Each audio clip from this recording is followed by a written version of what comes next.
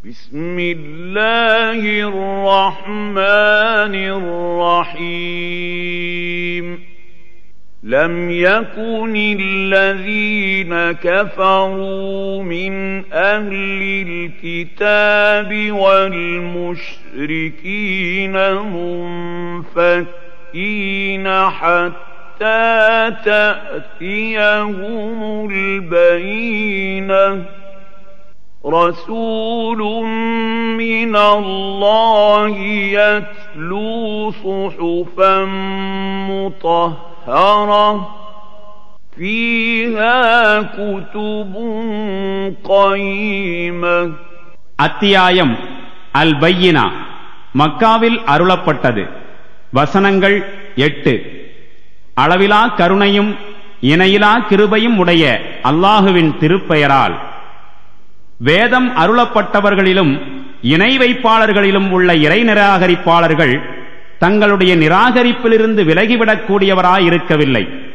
தெளிவான சான்று தங்களிடம் வரும் வரை தூய்மையான வேத நூல்களை ஓதி காண்பிக்கும் ஒரு தூதர் அல்லாஹுவிடமிருந்து வரும் வரை அவற்றில் முற்றிலும் நேர்மையான நிலையான சட்டதிட்டங்கள் வரையப்பட்டிருக்கும். وَمَا تَفَرَّقَ الَّذِينَ أُوتُوا الْكِتَابَ إِلَّا مِن بَعْدِ مَا جَاءَتْهُمُ الْبَيِّنَةُ وَمَا أُمِرُوا إِلَّا لِيَعْبُدُوا اللَّهَ مُخْلِصِينَ لَهُ الدِّينَ حُنَفَاءَ وَيُقِيمُوا الصَّلَاةَ وَيُؤْتُوا الزَّكَاةَ وَذَلِكَ دِينُ الْقَيِّمَةِ.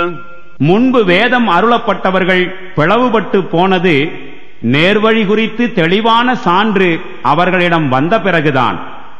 மேலும் தங்கள் தீனை அல்லாஹுவுக்கு மட்டுமே உரித்தாக்கியவர்களாகவும் முற்றிலும் ஒருமனப்பட்டவர்களாய் அல்லாஹுவுக்கு அடிபணிய வேண்டும் என்பதையும் தொழுகையை நிலைநாட்ட வேண்டும் ஜகாத்தும் கொடுக்க வேண்டும் என்பதையும் தவிர வேறு எந்த கட்டளையும் அவர்களுக்கு இடப்படவில்லை. இதுதான் மிகவும் சரியான நேரிய தீனாகும். الذين كفروا من أهل الكتاب والمشركين في نار جهنم خالدين فيها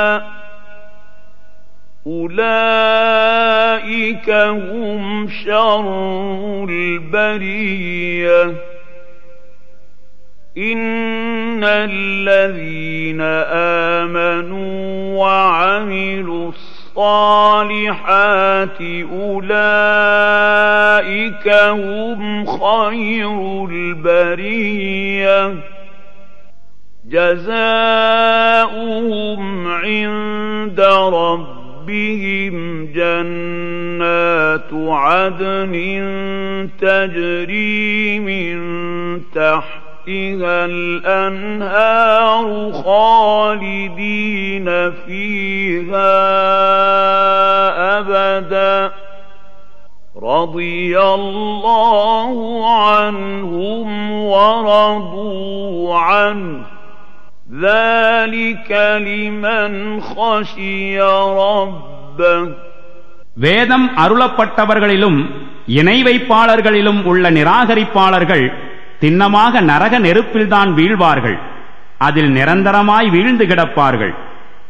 அவர்கள்தாம் படைப்பினங்களில் மிக கீழ்த்தரமானவர்கள். எவர்கள் நம்பிக்கை கொண்டு நற்செயல்களும் புரிந்தார்களோ அவர்கள்தாம் திண்ணமாக படைப்பினங்களில் மிகவும் மேன்மை வாய்ந்தவர்கள். அவர்களின் கூலி அவர்களுடைய அதிபதியிடம் நிலையாக தங்கும் சுவனங்களாகும். அவற்றின் கீழ் ஆறுகள் ஓடிக்கொண்டிருக்கும். அவற்றில் அவர்கள் என்றென்றும் தங்கி வாழ்வார்கள். அல்லாஹ் அவர்களை குறித்து திருப்தியுற்றான்.